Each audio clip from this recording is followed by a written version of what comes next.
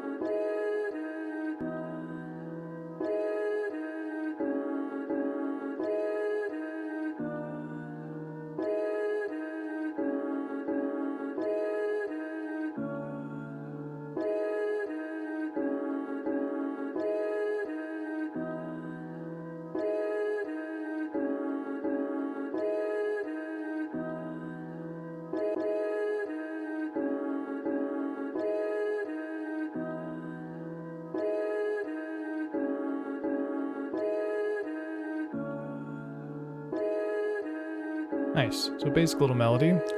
Let's get some drums in here.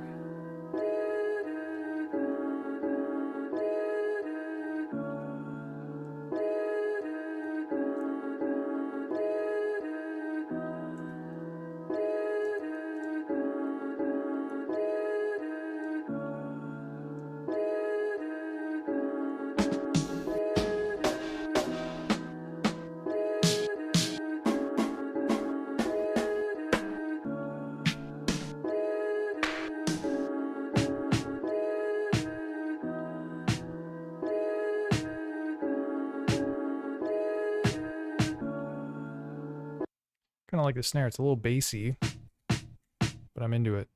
All right, so we've got the snare selected. Now we're going to switch back to Lofi-12XT. You know, I feel like I'm juggling a lot here, but it's not too bad. Move this up a little bit. All right, so now we're just going to do track 1. And yeah, the cool thing about using this just for the rhythm section is that I can really just like save a bunch of different samples to the different tracks and not have to be like super efficient about consolidating sounds and doing like all kinds of other workarounds to keep all of the sounds on a combined in a single track. I can just like really expand out, which will be fun. All right, so let's record this snare in. Gotta pitch that up. And then I'll make the volume a little louder.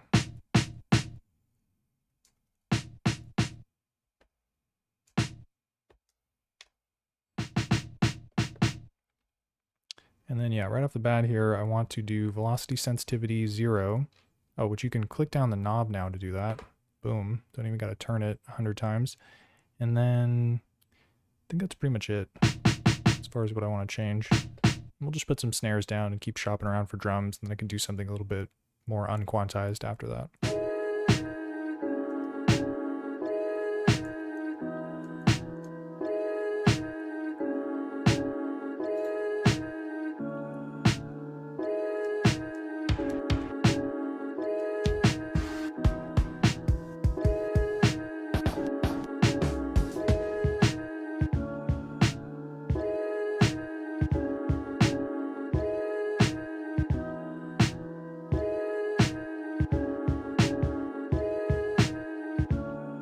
I like that one. All right, so let's already get back. Turn it on and off M8.run. Okay, and then this one, put a note down and make it kind of loud.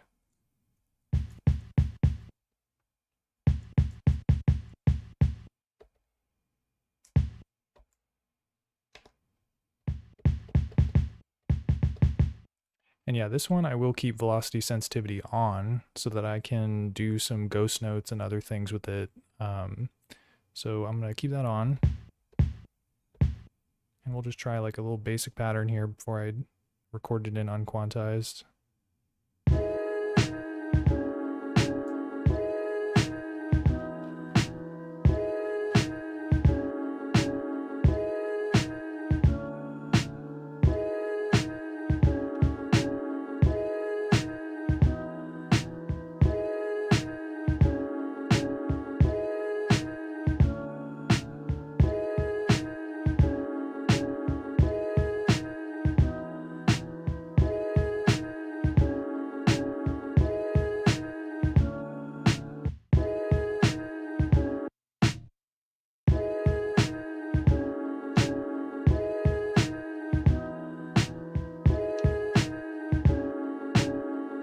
All right, hi-hat next.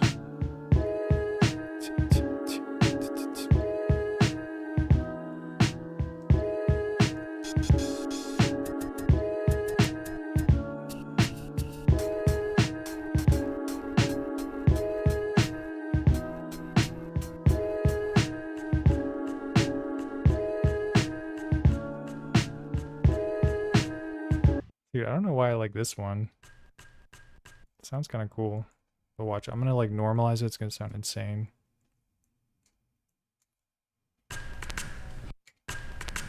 Oh, it's a double hat. 2 for the price of 1. We take those.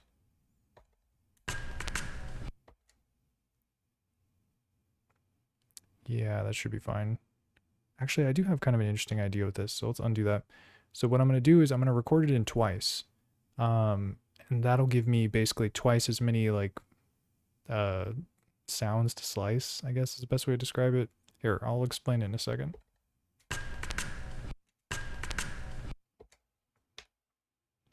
All right, so let's take a look at the waveform here. So we've got this sample triggered twice.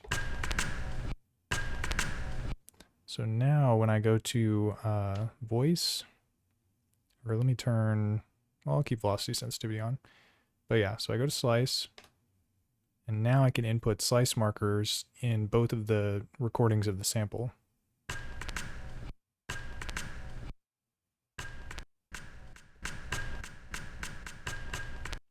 Cool, and so the first few slices are going to trigger the individual drum hits, because it's like 2 hi-hats, I guess. And then the second one is going to trigger them both. So I can kind of shuffle between them if I want to have like, to keep the rhythm basically and have the original one play. Or I can create my own rhythm with the 2 that I added slice markers to. So it just gives you a little bit of versatility. It's definitely not mandatory, but it can make things a little bit easier when it comes to sequencing stuff. Yo, Alessio Torres, what's up, man? How's it going? I'm feeling good. How about you, man? Is everything all right with you? I haven't checked in on you in a while, so I'm not sure. Okay.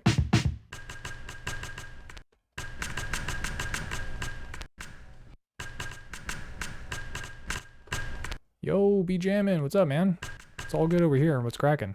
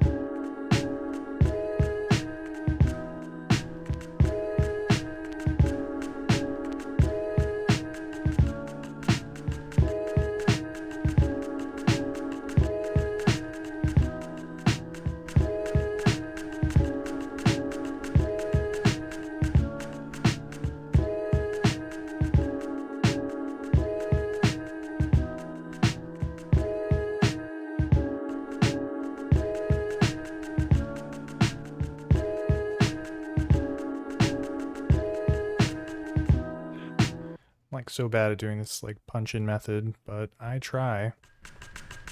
Maybe what I'll do is just make it like a bunch of bars and then, oh man, that's not really gonna work though. Yeah, what I was planning on doing was maybe making it like super long and then just taking the part that I like, but there's not really an easy way to do that on the Lofi-12XT. Maybe I'll just punch these in or something. But yeah, B-Jammin says, I'm learning so much from your videos, man. Oh, dude, thanks. I appreciate that. I want to be better at chopping samples. Oh man, yeah, you just missed it. I did some slice work earlier on the melodic sample. Yeah, man, the problem with slicing samples on the M8 though is it's a little bit tricky because you don't have a lot of control over how to like move the slice markers around. You know, like on SP404 Mark II or maybe MPC or whatever, you can like turn knobs and kind of like move stuff around like that. But with this, it's all just like pushing these buttons. And it zooms in really close on the waveform. So it's kind of hard to like, I don't know, get comfortable basically with editing the slice markers. So yeah, it's definitely not easy, but yeah, for this portability, it's kind of like, I guess it's a trade-off in a sense. There's not a lot of buttons on here to begin with, so you don't really have the luxury of being able to like turn knobs and stuff, but yeah, sample chopping, it's not a easy thing to do on M8. That's what I'm trying to say. So it definitely takes practice. So as long as you're putting in the work, I'm sure you'll get there eventually.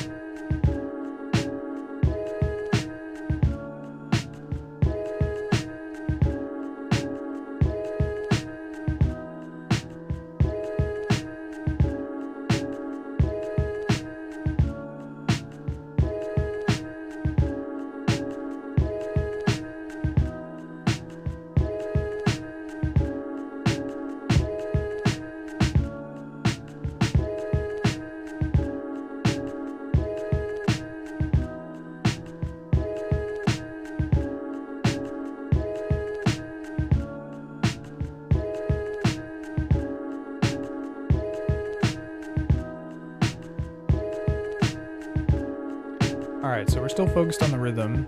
Maybe I can add some more rhythmic samples. Like shaker or something. Or I feel like this kind of does sound like a shaker. So maybe some other kind of percussive element. Let's see what we got.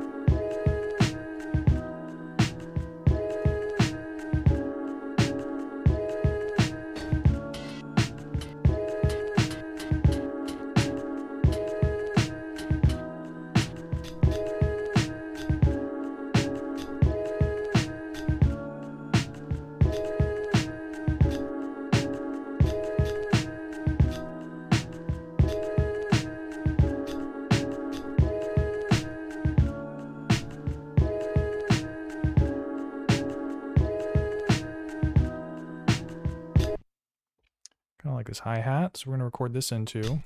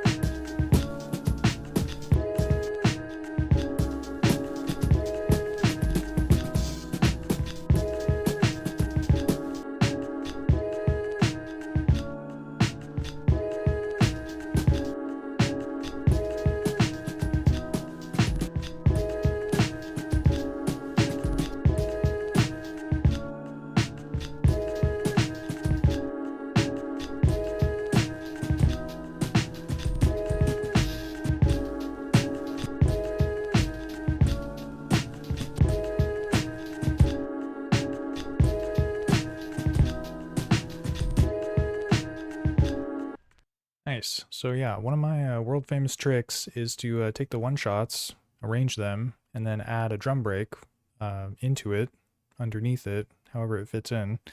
Yeah, not really something I'm taking credit for because I'm sure many others do that in many different genres. But I find that it's very helpful to kind of flesh out the rhythm a little bit more, especially if you're starting with one shots. It can add some unique elements and stuff. So let's go ahead and record in this drum break real quick. Oh, it's coming in hot. Let me turn it down a little bit.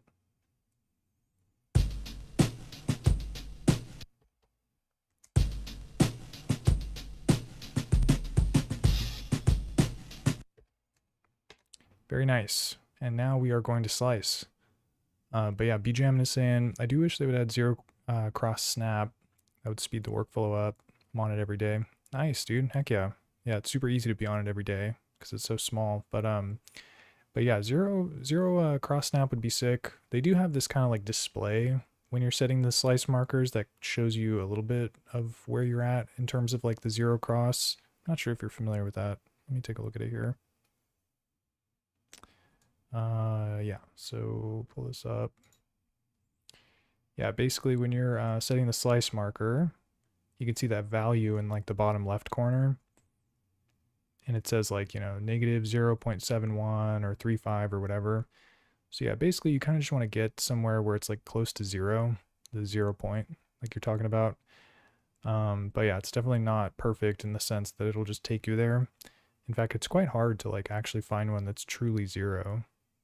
Like I'm just scrubbing this and I haven't seen a zero this whole time. It's all pretty close. Ooh, this one was really close. It was like 0.009, I think.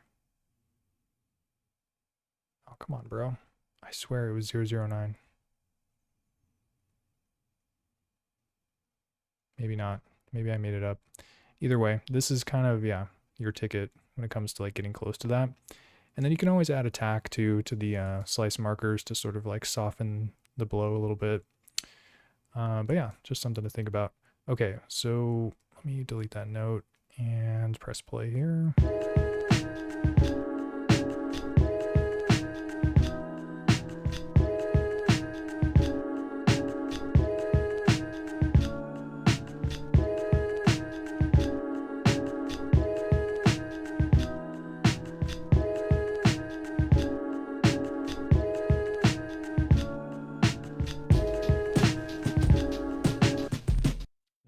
right, let me set these slice markers in real quick.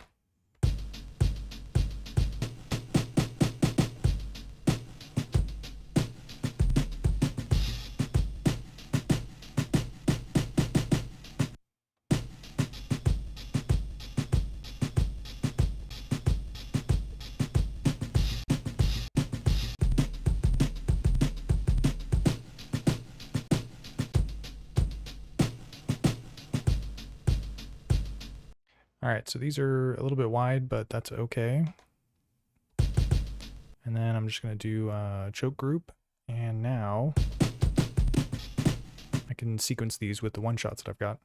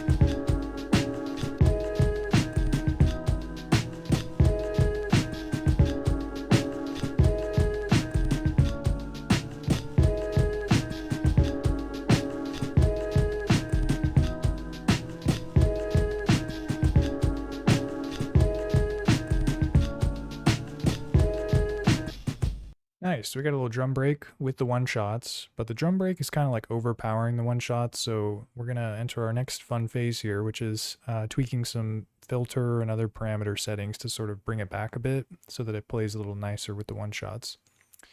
But yeah, Civilian Beat says, hey, awesome channel. I really want to grab a Lofi-12XT. Is there a way to layer like an MPC so one pad triggers two sounds? So there's actually not a way to do that. Yeah, to do like simultaneous control of the pads. There's kind of a workaround you can do where if you do like MIDI notes, you can copy the MIDI from one track to another so that you can have them both trigger at the same time. But yeah, there's not a way to use one pad to control multiple. In fact, it was something that I tried to do when I was testing this like synthesis concept where I wanted to press one pad and control oscillators on multiple tracks, but I couldn't figure out how to do it. I had to use an external controller. So yeah, unfortunately you cannot have one pad trigger two sounds at the same time, that is. You could record both the sounds at once because they're polyphonic, but again, it's kind of a workaround and it's not the way an old MPC would do it, where you could just have it trigger like the same snare, but like pitched down for like a fatter snare or whatever. So hopefully that makes sense. But yeah, and then BJam and saying attack helps. Definitely does. And yeah, dude, take a look at the videos. And of course, if you have questions, always feel free to ask them and we can go over that stuff. All right, so let's mess around with this drum break.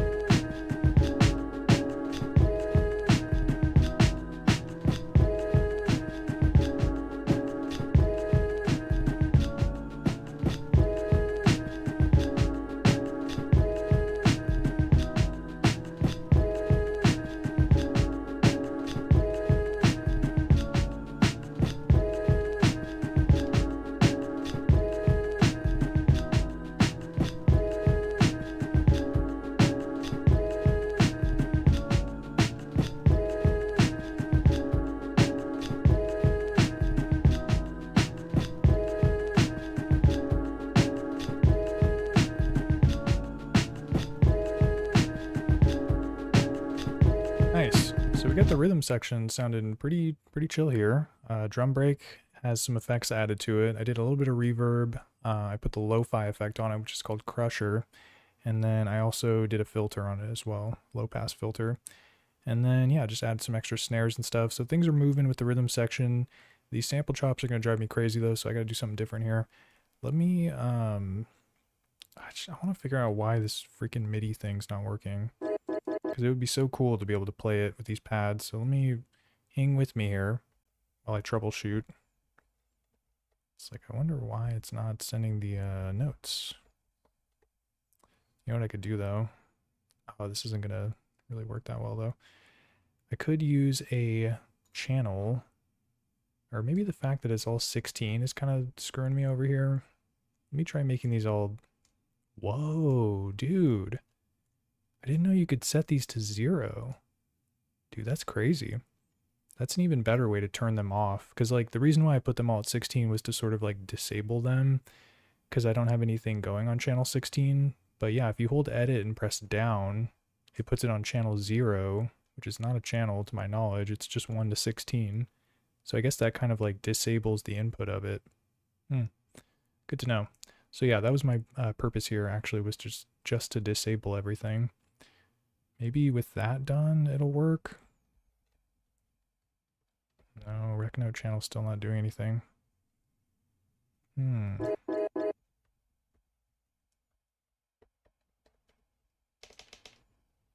It's gonna drive me bonkers here. Check my settings again really quick. So yeah, MIDI config, transmit note set to yes. Out to MIDI, yep. I feel like that should be it. That should be the ticket. Shouldn't have to do anything else.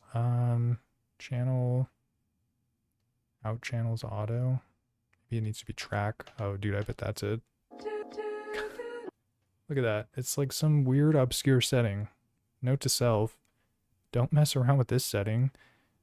C, out channel. So I had it set to auto, and I don't even know what that does. I need to read the manual.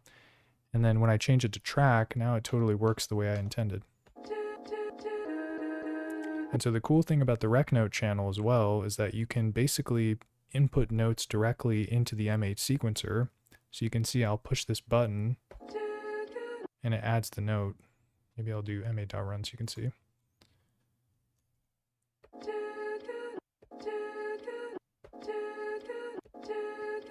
If I felt compelled to have these sample chops play over and over again. But another cool thing about it is, let me just clear these out, is that I can just press play and have the sequencer going, and I can just play it live and record it in using the rec note channel. So for instance,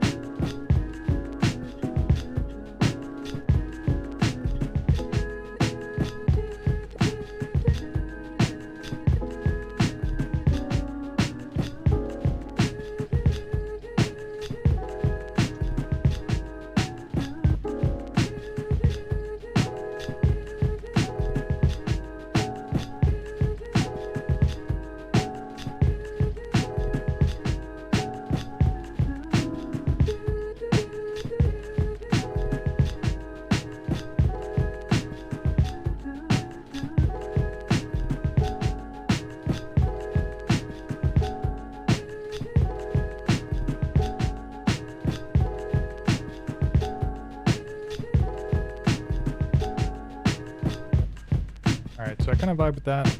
Let's get that recorded in here. And so yeah, like I was saying, you can record it directly into the phrase. I got to make sure that this is the length that I want. So we have two empty phrases here, 10 and 11. These are the phrases of choice. And yeah, I'm going to press play, and then you'll see, well here, I'll just demonstrate it actually. So before I try to record it in, I'll just show you how it works. So when I press play, the sequence is moving through. As I press these buttons, you can hear the sound, but it doesn't get added to the sequence. But if I move the cursor over to the far left column, the note column, that's where it'll get added.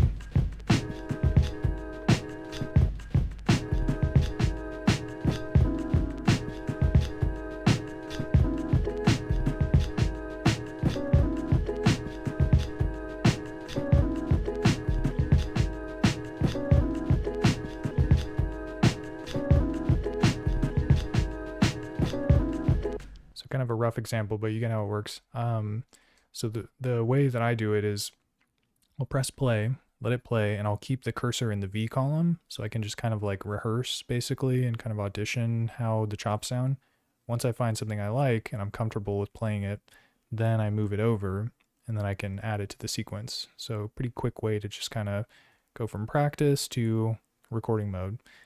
But it is important to make sure you have enough phrases set, because if I just have 10 here, if I want to play a 2-bar sequence, I'll finish the first bar and then it'll just loop back and I won't be able to add the second part.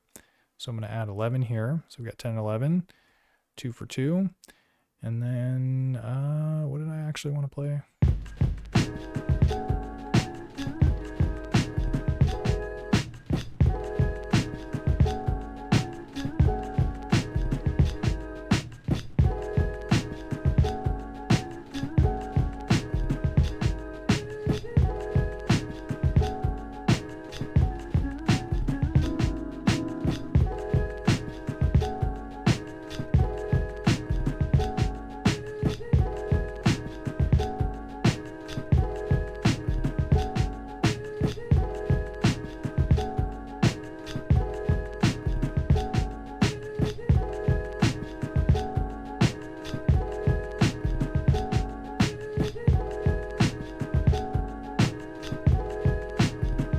Just that easy.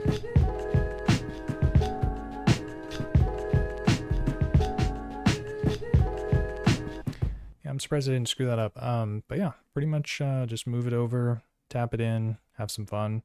And I do have the setting enabled where it adds the delay command if you do it off grid, but it looks like I hit all these right on the money, which is kind of surprising. But yeah, I want to do one more bar here.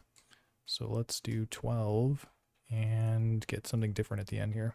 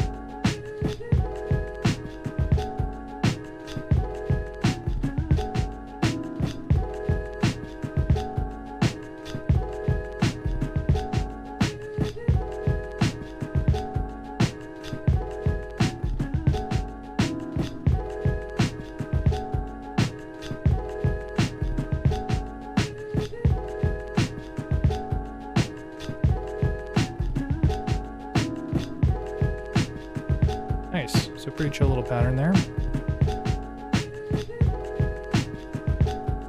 And then yeah, Jay Gruss is asking, is this being recorded quantized or unquantized? And do you have control over that? It's a good question. So it is being recorded unquantized, although the resolution is not very high. So that's probably why it is landing on the exact step, because it's not like, it doesn't have very precise micro timing like you would expect with a lot of different groove boxes. The way it works is if you're in these settings here, oh wow, I just had it up the whole time. And then you go to this thing, which is called rec delay / off. This will control whether or not there's a off-grid command that gets added when you play it as you record it in live. So I do have this set to delay, which is the off-grid unquantized quote unquote version. But like I said, there's only so much space between each step. The resolution's not very high. It's I forget exactly how many parts per quarter note, but it's not much. That's what I'm trying to say. So so generally it's going to sound pretty quantized. There are some workarounds for getting off the grid, but nothing that I've executed here thus far. But there are ways to do it. So that's a good question, Jay Gruss. All right, what are we doing here? Maybe like a bass line? Boom, boom, boom. Boom, boom, boom, boom.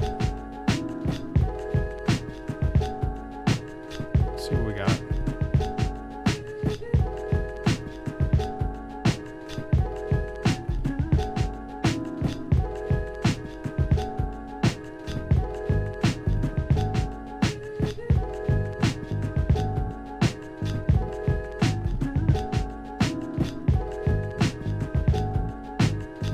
Yeah, for sure.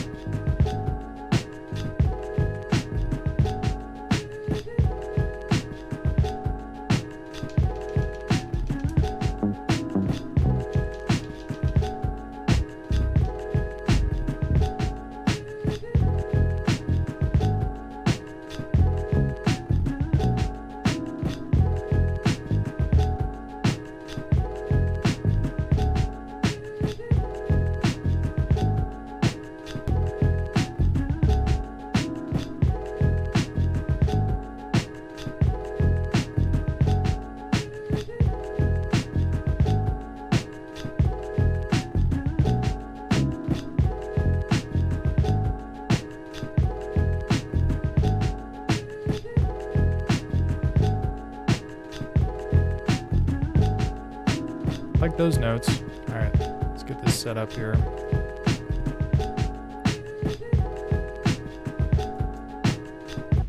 Okay, and then one other change I'm going to make is I was just talking about the delay command getting added with this delay setting. So now I have it set to rec delay / off both. And what that's going to do is it'll also record when I let off the note. So you get kind of a built-in note off command basically. So it allows you to kind of control the release of the note, as opposed to normally when you put notes into the M8, it just plays for until it stops playing, until it gets to the end of the sample or playback or whatever. Or if you have an envelope, it'll do that. So this rec delay off will let me have that note off be a part of the notes that I record in. Okay, now what notes was I playing is the question though.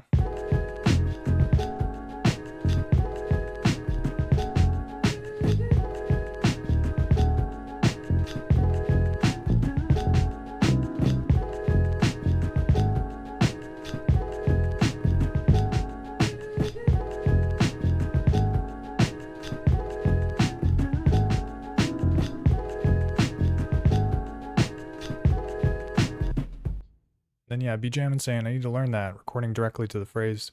Yeah, man, super simple. Basically all you got to do is go to your MIDI settings, beep bop boop, and then you have to the way it works is you're using this thing called the rec note channel. So this is what you need to send notes on. This is the MIDI channel to send notes on. So right now I have it set to 8, but you could make it, you know, whatever you want to use for your rec note channel. And so basically what this means is when the M8 receives a note on this channel, it's going to play the last instrument that you selected, and it's going to play that on the track that you currently have highlighted.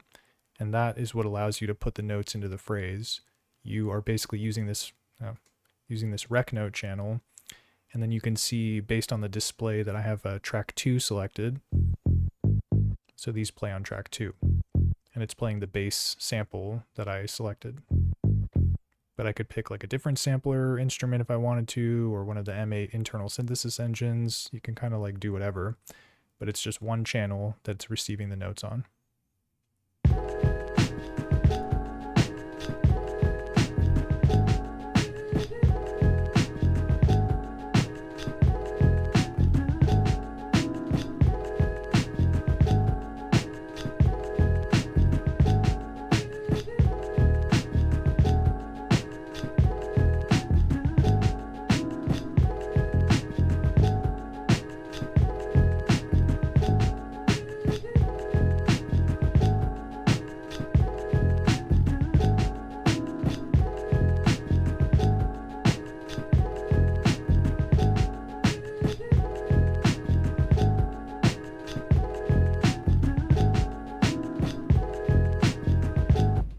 So you can see it added the delay command and it added the off command. So it captured when I let go of the note, and it also captured the micro timing of it, sort of.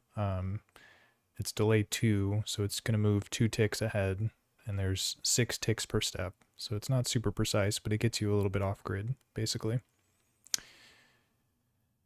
And then Scary Lucas says, indecisive between Lofi-12XT and KO2.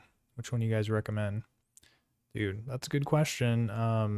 They both are very capable devices, but sort of, I guess there's a lot of variables. It kind of depends on, you know, what you're looking for and stuff. I feel like one of the big limitations with KO2 is that you don't have like an SD card that you can pop in and like have all your samples saved on that. Whereas the Lofi-12XT does have an SD card slot, so you could put all your samples in. So it's a little bit easier to like load stuff in that sense. Although there are kind of weird file limitations and stuff like that. But they're both pretty dope samplers, man. Yeah, does anyone else in the chat have any compelling thoughts about Lofi-12XT versus KO2? You can do a lot with both, that's for sure.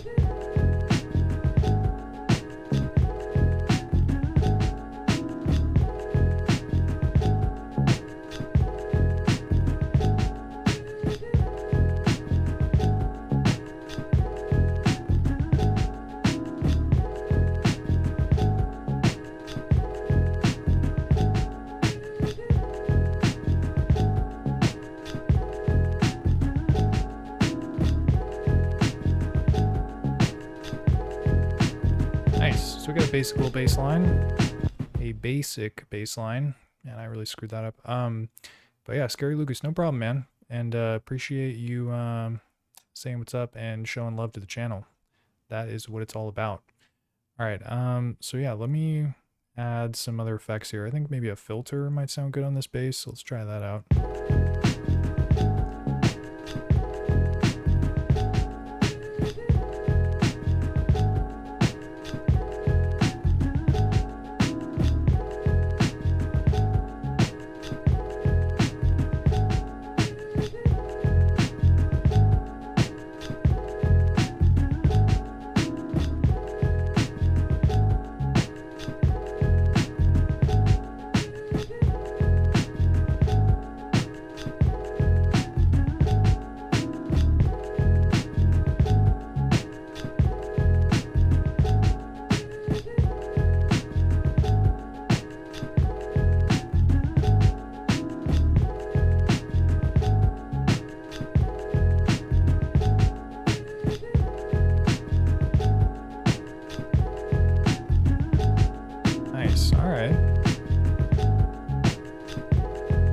So I got the filter on there, sound a little more schmoove.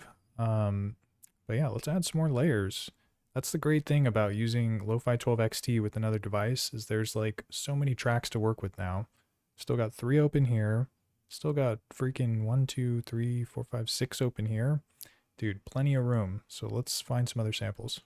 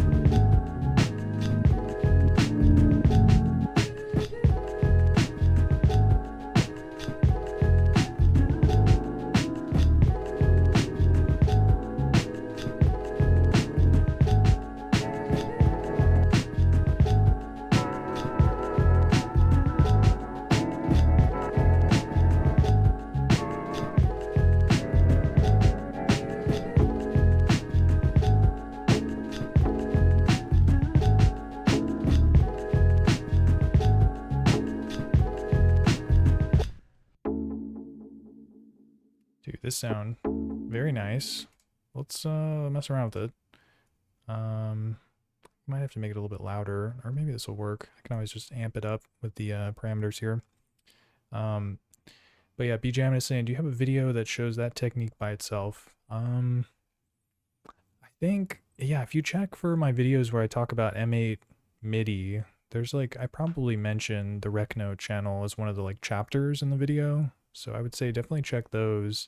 I don't have any that shows it by itself though. Like, I feel like maybe Near Tao potentially does though. So you can always check his channel too. He's got like he's really the technique by itself kind of guy. He's got like all those millions of videos with the cool stuff in them. So yeah, it might be worth checking there, is all I'm saying.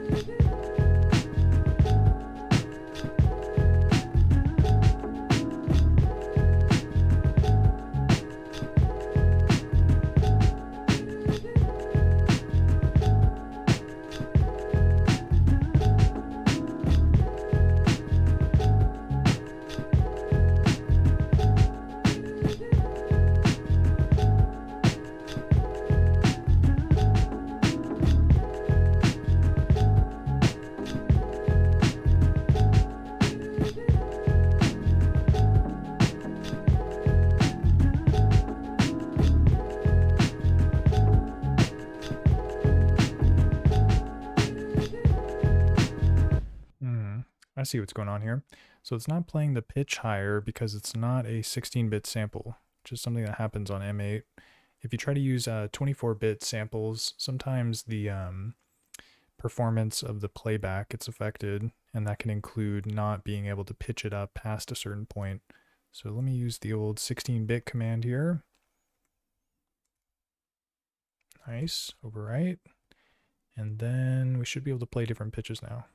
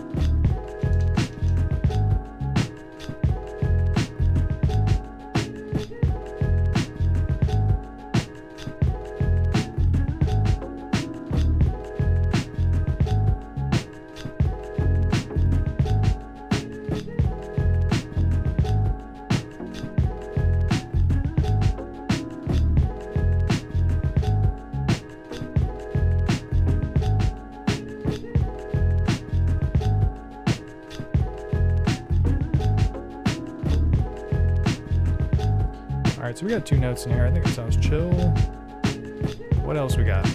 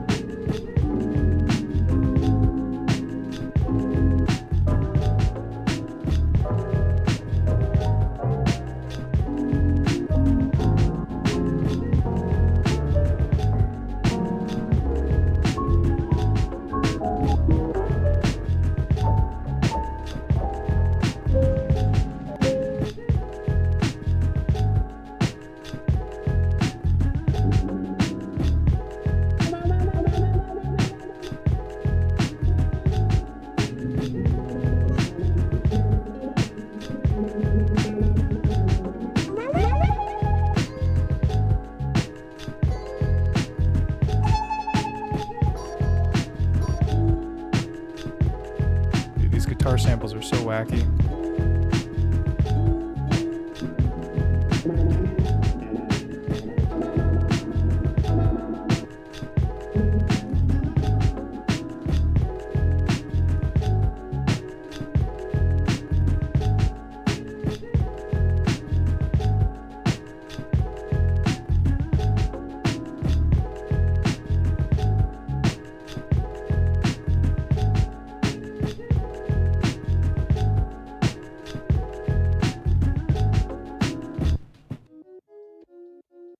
Oh, it's just very quiet. Crank it up. But yeah, Jgress says, can you go into a little more detail about that pitch command thing for the 16-bit? Yeah, definitely. So basically the way the M8 is set up is that it's pretty much optimized to play 16-bit samples. And I can't remember what like the ideal kilohertz range is. It can play samples of different bit rates and sample rates, I think is what it's called. But if you're using higher bitrate samples, like 24-bit samples, you can play them, but there's a limited like range of notes. And I only know this because these Marlowe Dig samples that I'm using, He always records them, or not always, but what I've noticed is that some of the recent sample packs he's released or whatever, they have the samples recorded in 24-bit. So let's just find a random one here.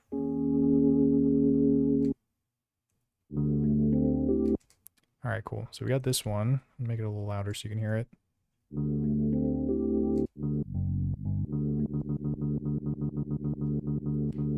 But yeah, so you can see the note that I'm putting in. Let me make it louder. This is C4, it's the default pitch. If I move it up a pitch, it sounds the exact same. You could do a whole octave, and it just sounds the same. You can pitch it down though.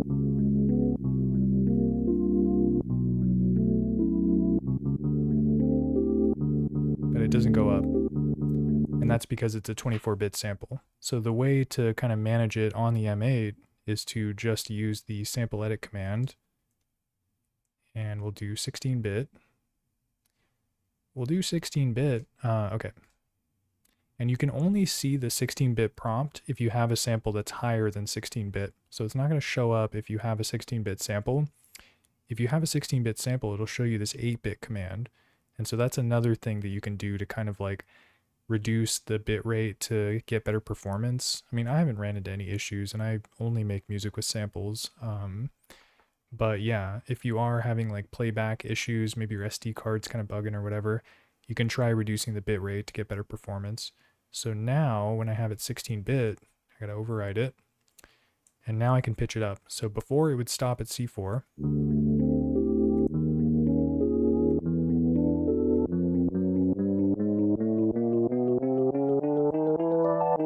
Yeah, I don't know how high it'll go, but it goes pretty high. So that's the reason why I use the 16-bit command, is to make the 24-bit sample 16-bit so I could pitch it up or play different pitches of it. So hopefully that explains that, but let me know if you still have questions.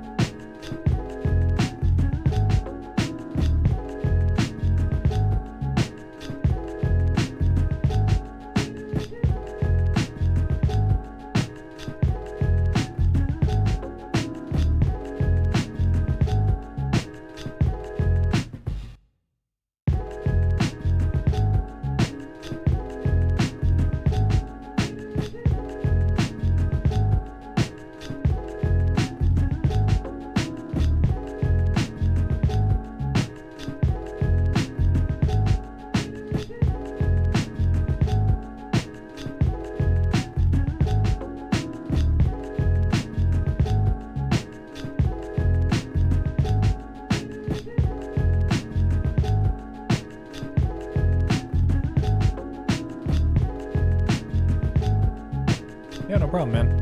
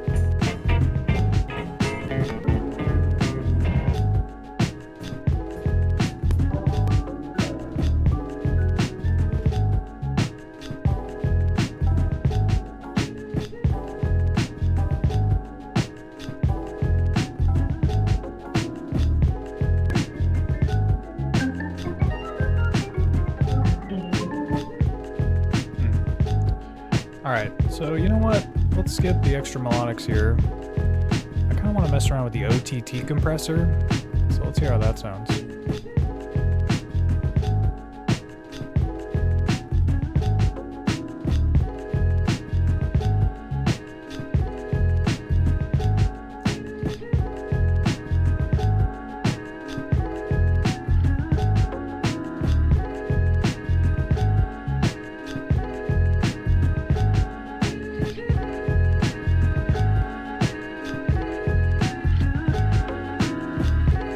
Real noisy.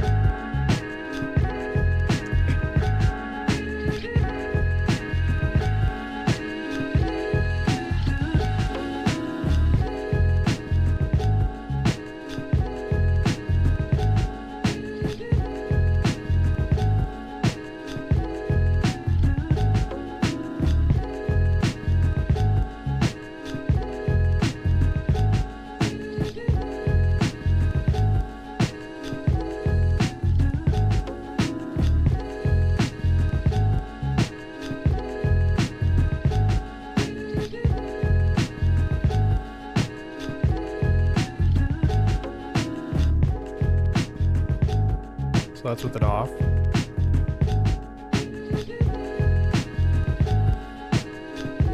Then at 4-0.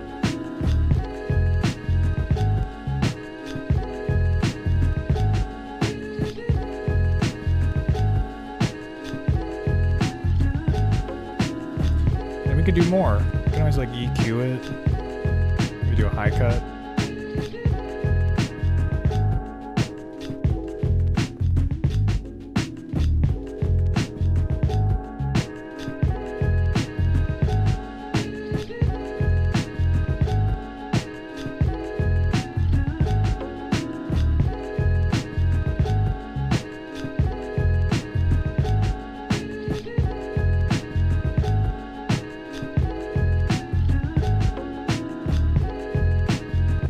All right, and then another interesting thing about this workflow is right now I have the M8 line out going in to the Lofi-12XT, and you can use the Lofi-12XT's input not for FX buses like on the SP404 Mark II, but there are some interesting interactions you can do, and one of them is a sidechain compressor, which is pretty sick. So let's do mix, MFX type. We're going to do sidechain compressor, activated.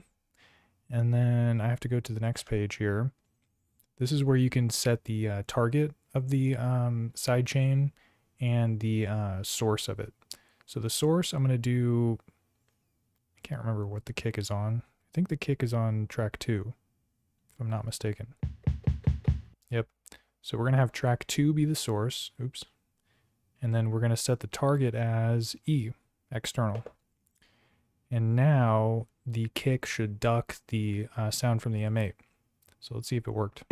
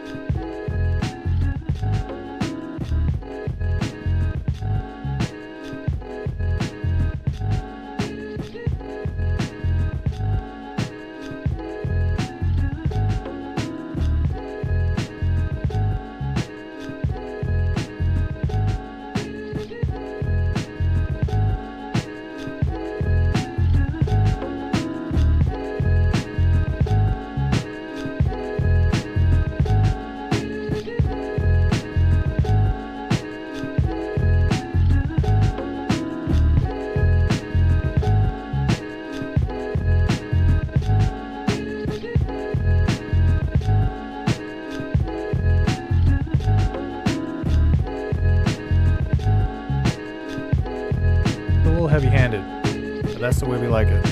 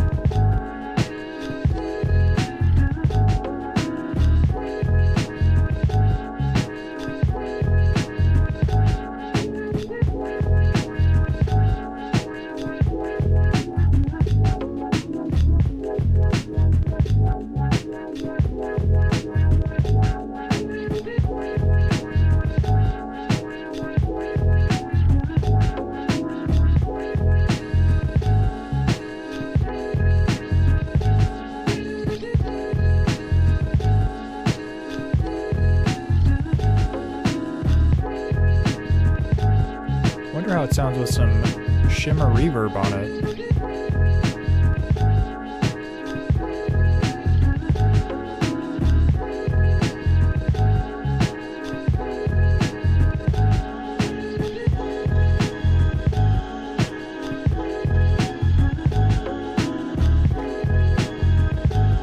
Dude, shimmer reverb is crazy. I gotta figure out how to use this.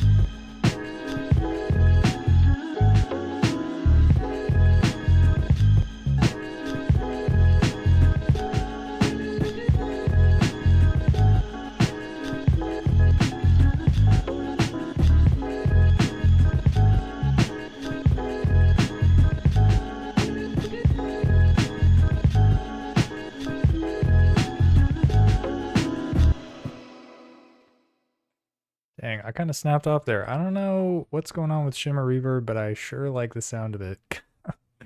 All right, so let me save this project and we'll start working on something else because these sample chops are going to, I've listened to them a lot, as have you, and we all deserve something else. So I'm going to press play here, save these projects, and we'll get working on something else real soon.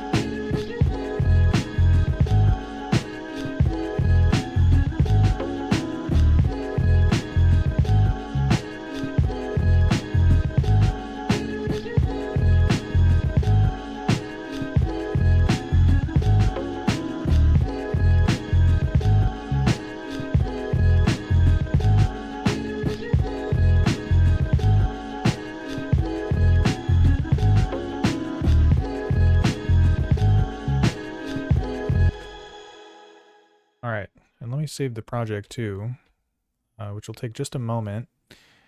So brief intermission here, and I'll queue up our next, man, I haven't even thought about what other samples to work with. So let's see what's in the bag here. Okay, pattern, new to do.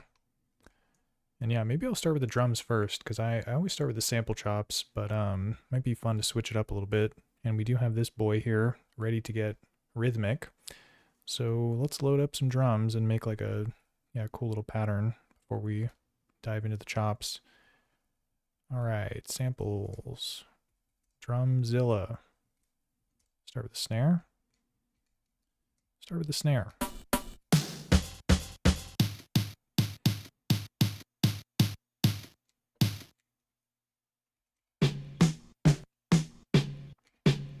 This is where I get lost though, because I'm so used to like listening to it with the sample chops. I don't even know what I'm looking for here when it comes to these drums. I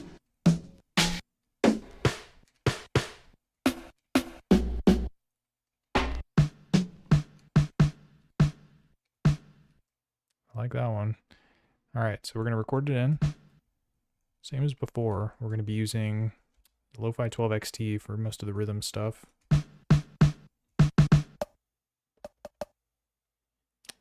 Oh, what's it doing? Oh, you know what? I gotta do some MIDI settings. Hold tight here. And check it out. I'm gonna use my new shortcut that I learned about. So right now, all these are set to channel 1, 2, 3, 4, blah, blah, blah. If you do Option Edit, it does nothing. If you do Edit and you press down, boom, or maybe left, yeah, that works. So now they're all set to 0. So basically, it's like ignoring the MIDI. So there's going to be no extra MIDI triggers. We want it to not listen to the MIDI. So you can set it to 0. I didn't know that until today. All right, so we've got that all set. So we should be good to record this in here.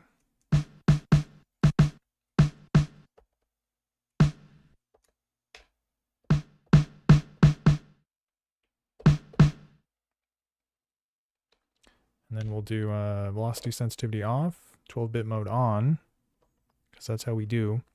And then let's see if I can get down in tempo here. Okay, and then we'll try like 91, I guess. Yeah, Tape Pusher saying, great, mate, I rate it 8 out of 8. Excellent, me too. Ditto. All right.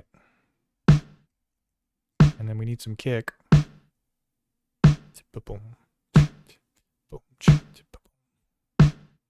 Whoa, getting a little error message from YouTube.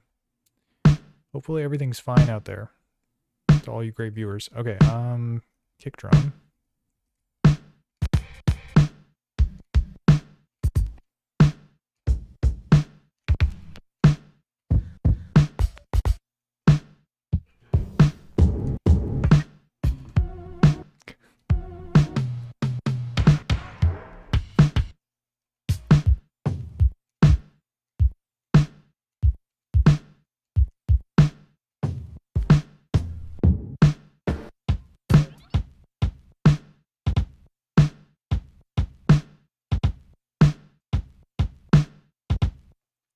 This one's got a lot of high frequencies on it, but I think we can make it work. We'll have a lot of control over the sound once it's in the M8, or Lofi-12XT, I mean.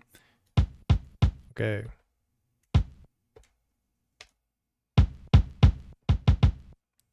And yeah, now that it's here, I can pitch it down. Whoops. I could do like a filter.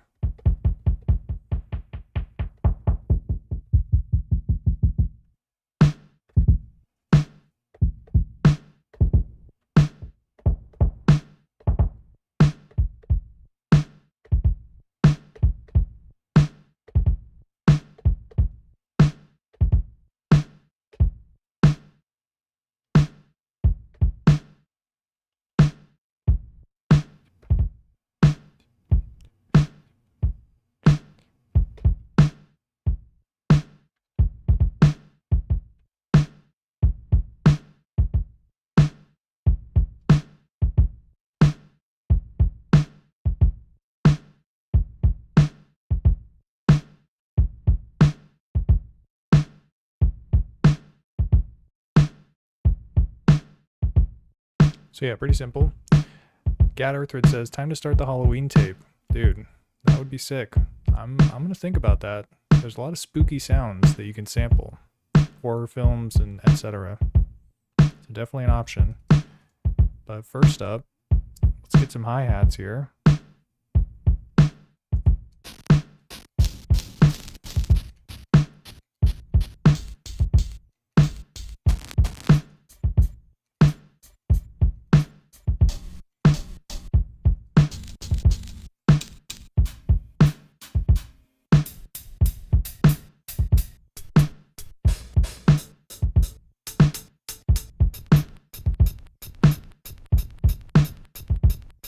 That's not too bad. All right, so we're gonna record this in. It's got some nice vinyl something at the end there. Part of the charm of sampling from records. It's literally not loud enough to trigger the threshold.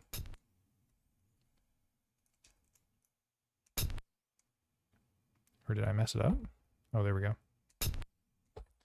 All right, but the thing about Lofi-12XT is it's going to normalize it, so it's going to look crazy. Very crazy. So yeah, let me just bring the levels down on it. First things first. Primero. Could do an envelope too.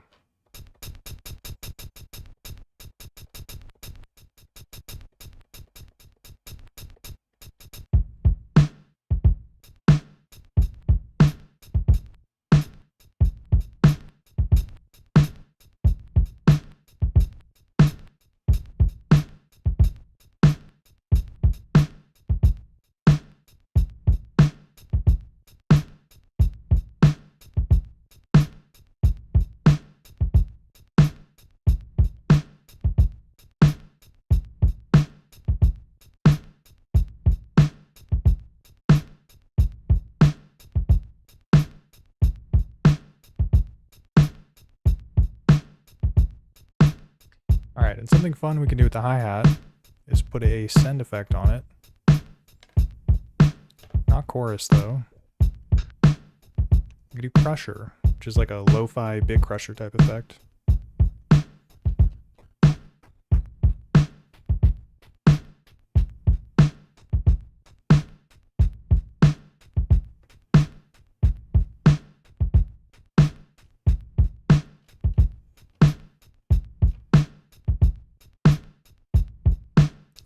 And what do you suppose it sounds like pitched down?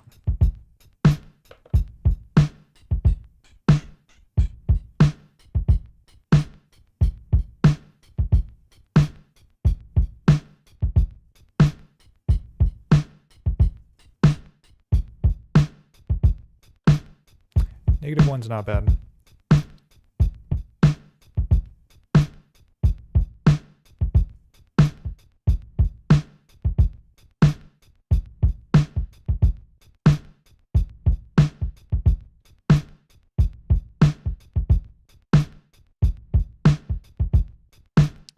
Alright, and let's duplicate this out. Function, turn the A knob, and then we can have some different stuff happening on different parts of this kick drum track.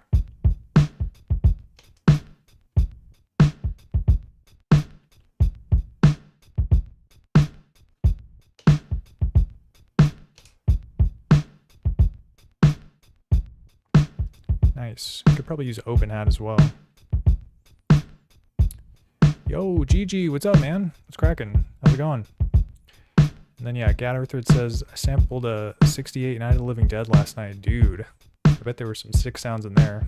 Like zombies and stuff. Gunshots, maybe? I gotta check it out. Alright, let's try to find an open hat.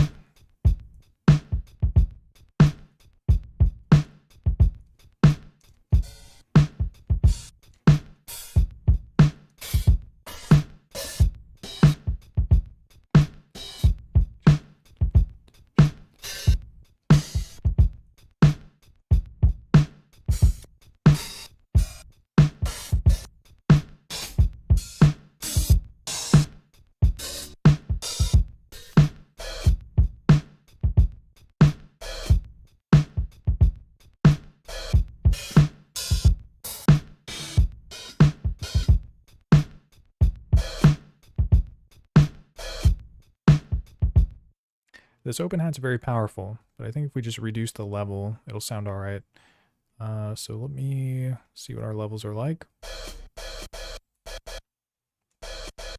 Oh yeah, we gotta turn it up. There we go. I think I'm recording to track 4. And of course it makes it super loud. Alright, turn the volume down.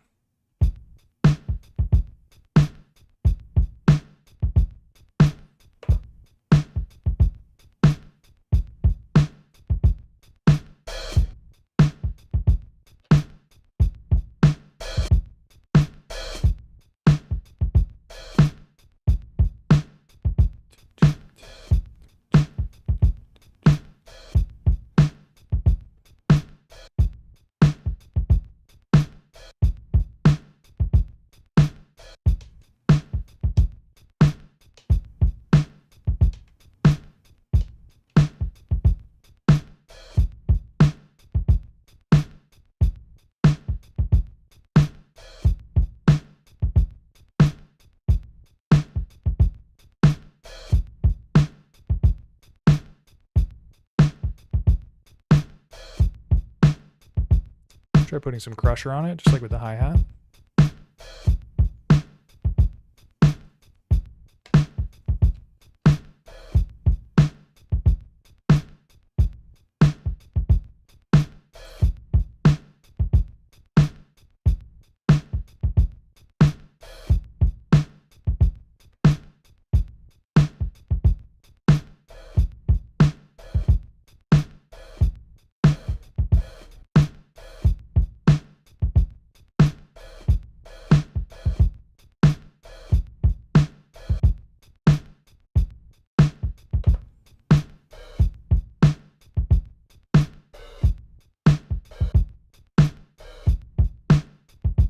Nice. All right.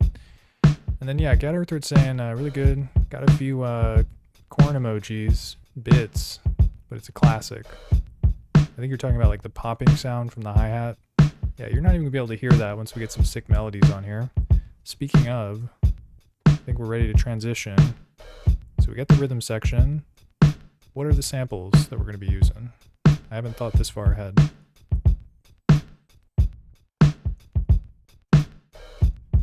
Check my folder here.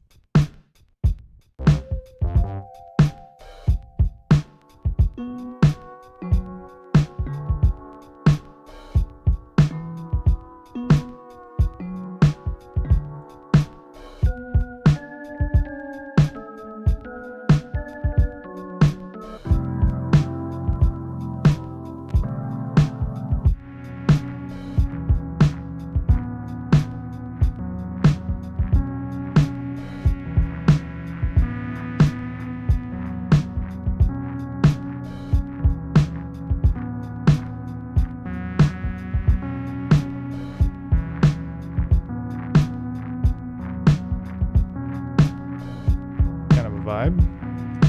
Let's get chomping. All right, so we got to set our cursor. Oh yeah, let me make it a little bigger here. All right, so we got the cursor set at slice marker, so we're ready to lazy chop. Because yeah, I don't think I'm going to be able to do an even slice on this because of the tail end of it. It doesn't look like it's even sliceable.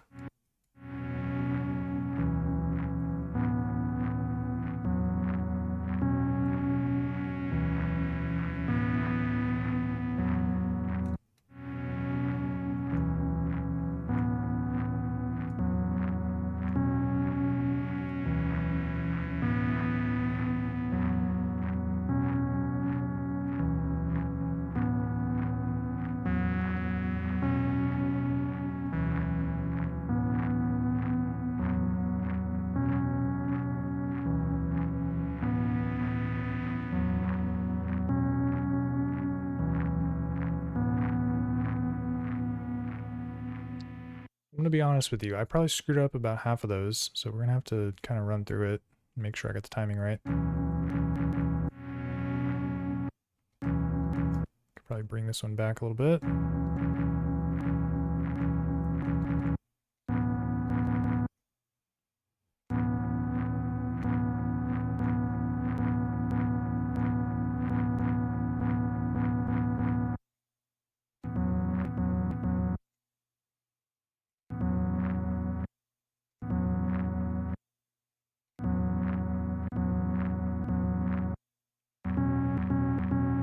Yeah, this one I definitely need to bring up.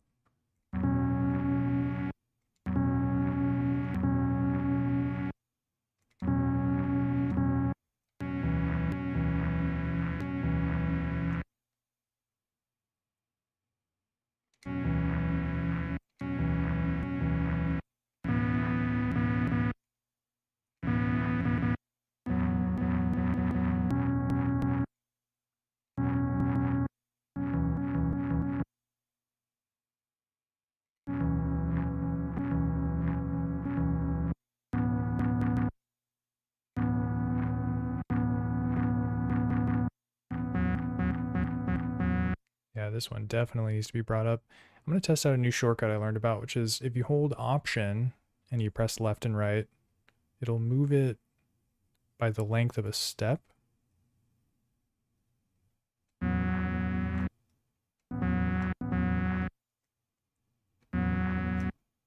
It's maybe a little too much, but it's kind of like an in-between way to, if you don't want to do like the full step edit, you can do like a half step or something.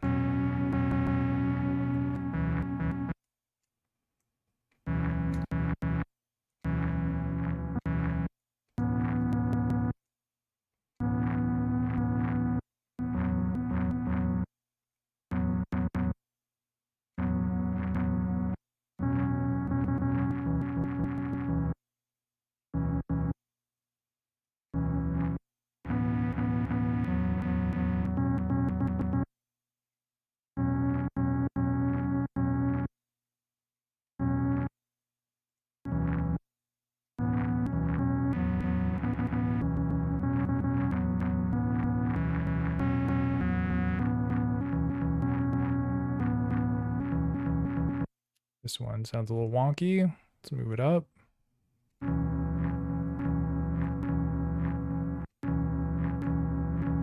The acquired taste of editing sample chops on the M8. It's not that bad.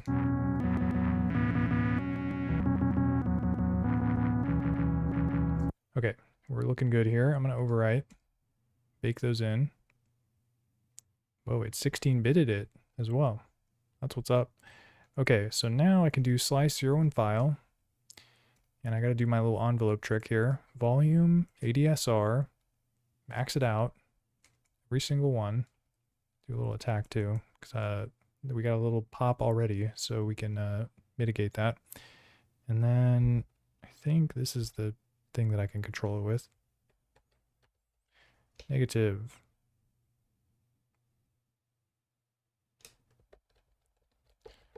It's doing nothing. Why is that?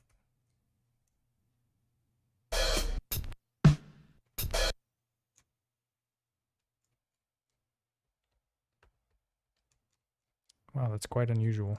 It's not making any sound. Oh, because it's C4. Oh man, I feel like I had to do something to fix this last time, but I don't remember what. Okay. Oh yeah, I have to turn sync in on. So let's do that. Clock and transport. And then rec note channel is 09. I need to make this 08. I think that was the problem actually.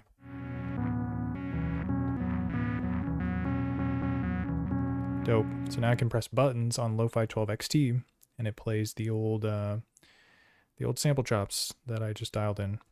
So we're doing great. And then the other thing I want to do, which is pretty cool, is you can do this play mode. So right now it's set to forward. So each of the slices will just play from the beginning of the slice to the end, and then it stops. But you can set this to forward PP. And what that does is it'll basically play it until the end, and then it'll play it backwards from the end, which is pretty cool. I've heard some folks call this like sustain chopping, but basically what it does is it allows you to take the chops and kind of like double them because it'll play back and forth.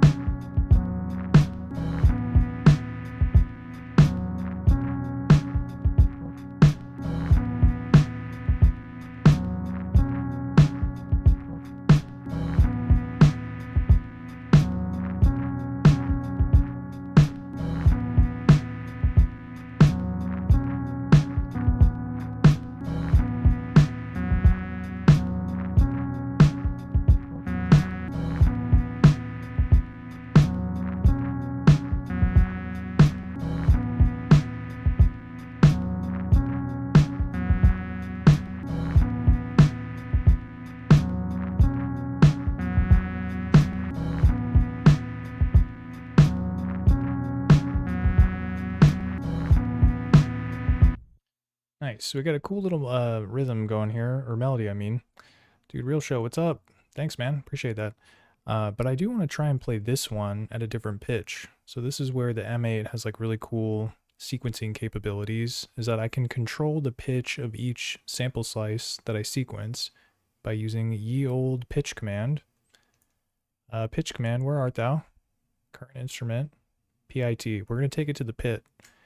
And what I can do is change the pitch of just this slice, not all the rest of them. See what that sounds like.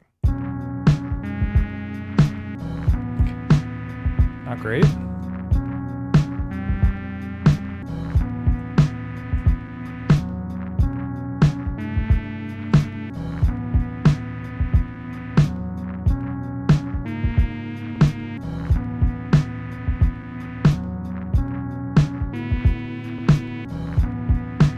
That was kind of what I was looking for.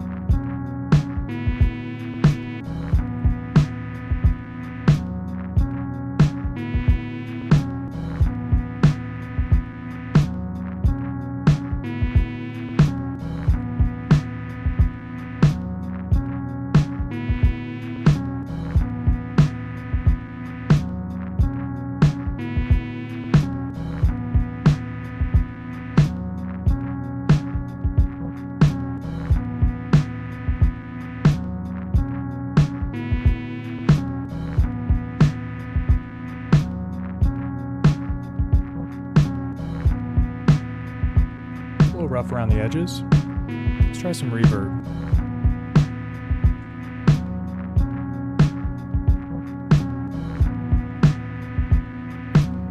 Yeah, B. Jamin was talking about the shimmer reverb. Let's see what's up with that.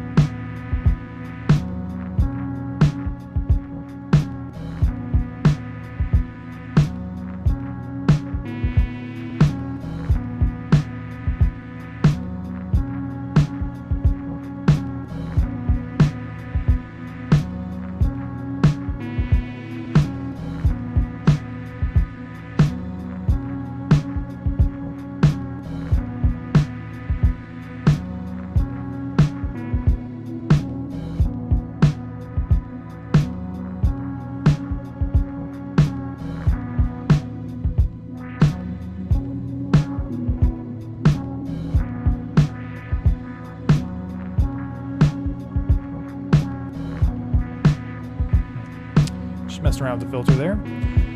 Okay.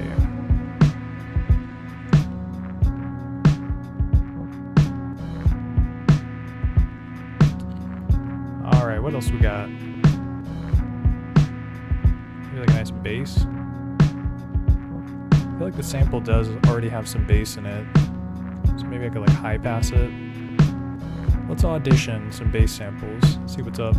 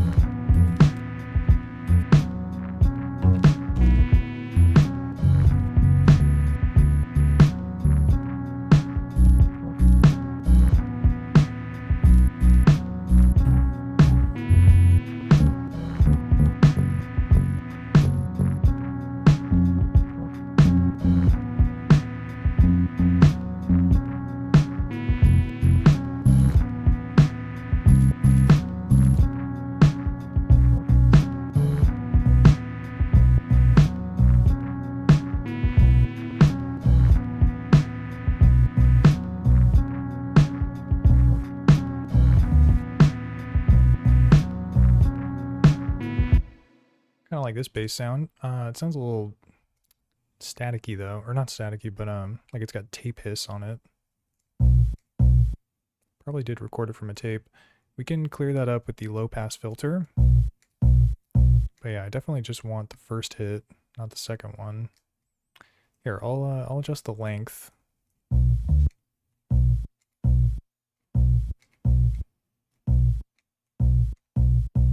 Okay, cool. And then yeah, I'll mess around with the filter once we get some notes in. And I do want to control this with my little keyboard controller here. So I gotta do, just have to put a note down, and then now it should work.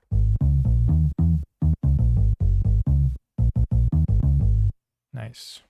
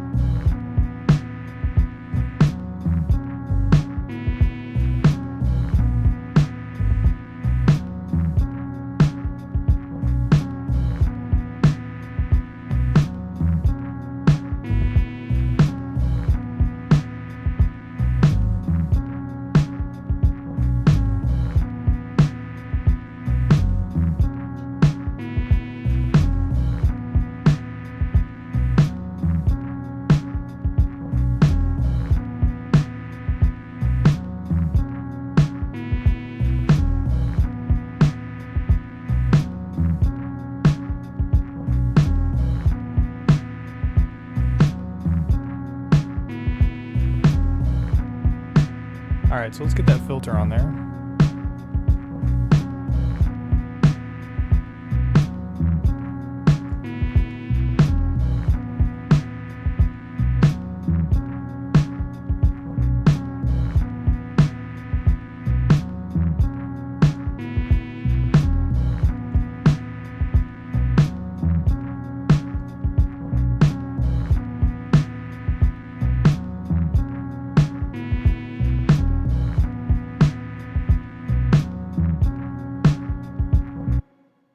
So BJamin says, just so I understand, your samples are in the Lofi-12XT, but the M8 is sequencing it, or is it the opposite?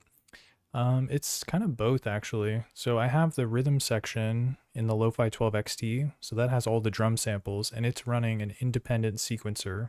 So it has its own sequence data recorded in it. And then I have the M8, which has the sample chops and the bass in it. And this has its own sequence as well. It's a little confusing though, because I am using this to kind of like put the notes in with the rec note channel. So it does look like I'm playing this to like trigger this, quote unquote. But yeah, they're basically running independently, but I have the transport controls synced. So when I press play on Lofi-12XT, it plays both. So I get, you know, twice the number of tracks or whatever. So it's kind of like playing both of them. and they each have their own samples saved to them, if that makes sense.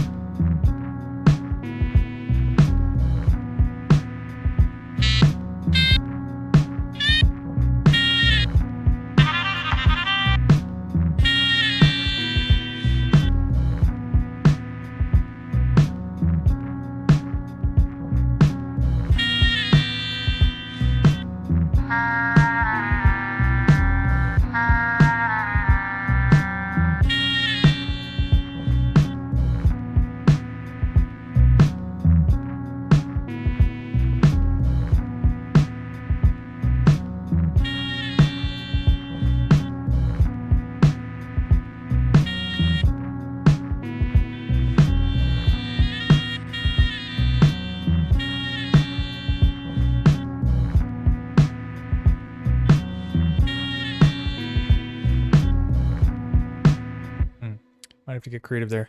But yeah, B Jammin says, so if you're gonna finalize that, would you send the drums to the M8?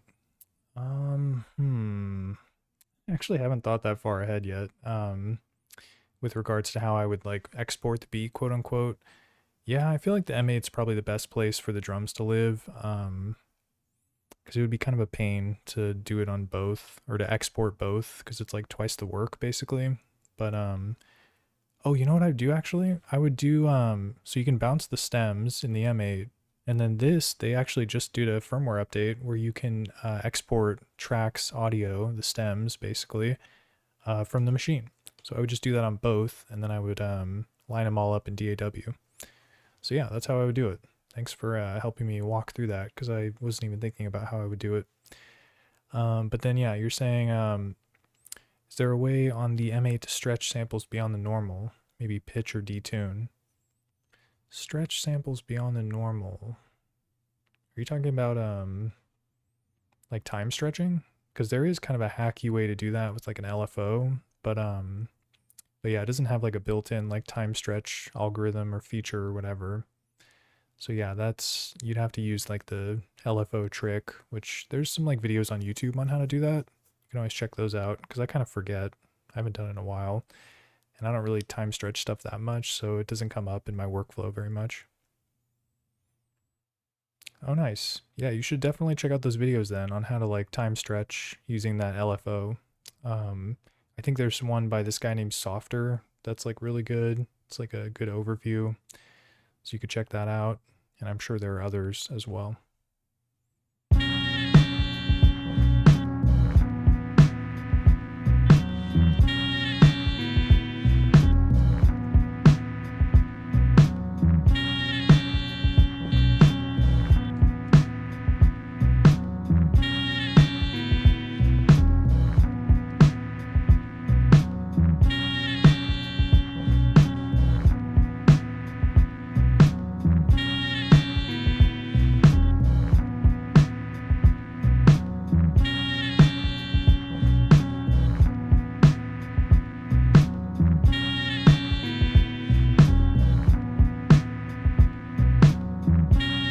Yo, TD, what's up, man?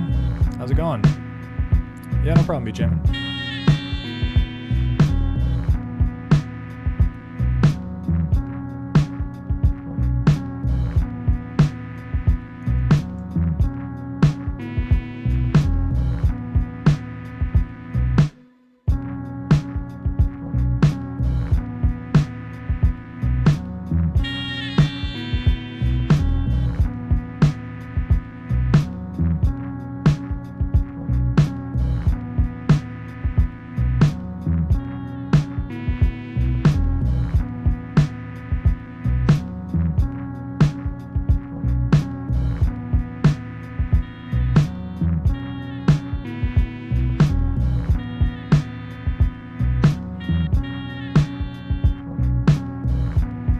Yeah, this sounds with some delay on it.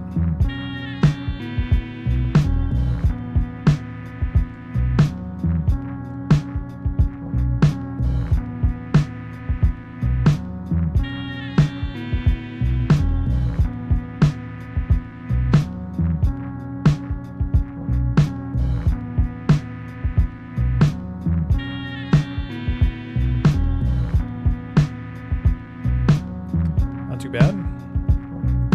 Dude, Cypress Hill vibes, lo-fi. Yeah, man. Old school hip hop. That's my source of inspiration, I would say. All right, what else we got?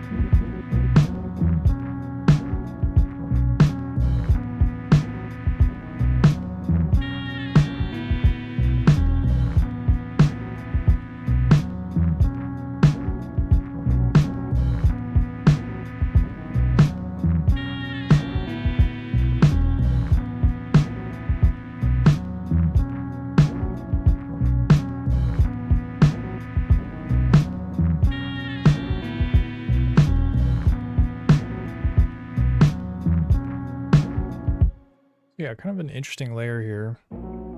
This like weird piano sample chop. Fits in pretty well though.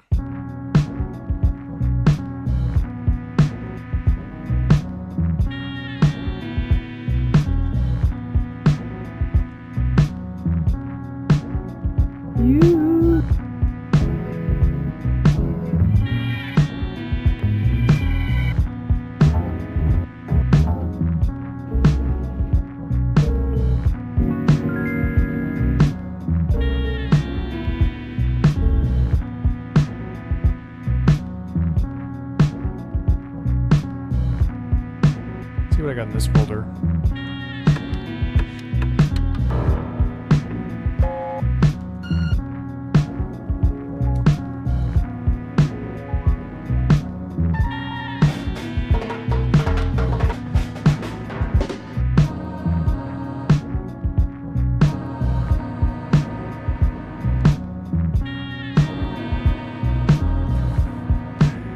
I don't know if this is too much or just what we need.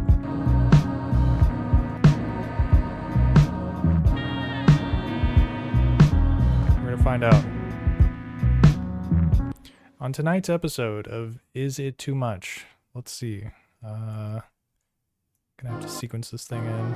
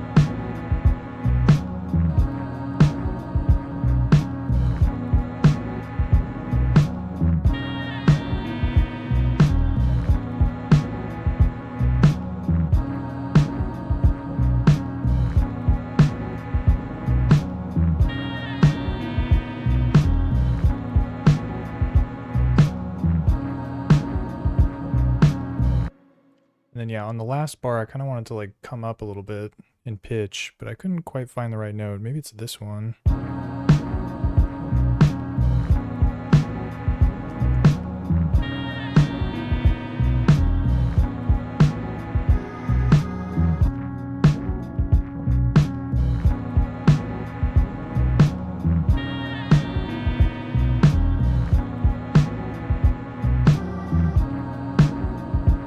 That one.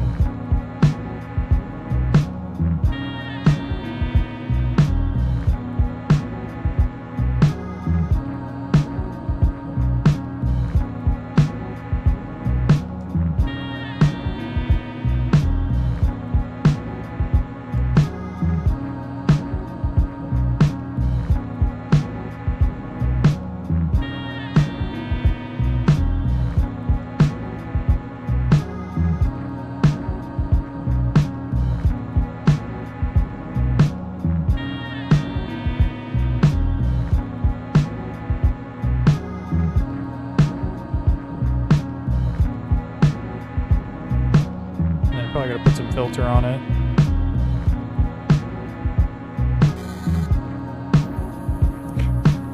I love just putting the degrade on it just to hear what it sounds like.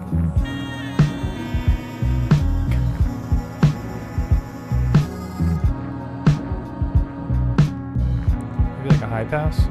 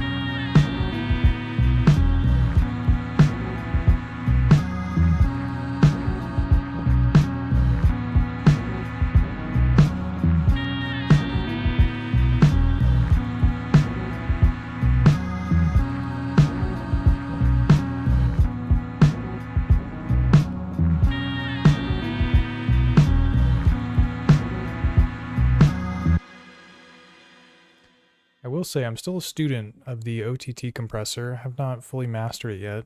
But I am well on my way to, because I love the sound of it. It's pretty chill. OTT, over the top. So yeah, if you have not downloaded the new firmware update for Dirty Wave M8, you should check it out, because this compression is pretty cool. You can really squish the sounds, smush them. So it sounds dope. But yeah, this beat, I probably got to do more work on it, but it's like 7:30 Pacific time over here. Still haven't eaten yet, so I got to do that. I got things to do, guys. So yeah, I think I'm going to call it at this point. But just want to say thank you to everyone that was rocking out with me today for dropping by. B Jammin, Gatherthrid, Jay Gruss, Scary Lucas, dude, spooky, Matt Jacob, and all the rest of y'all. Appreciate you tuning in, and hope to catch you on the next one. But until then, peace.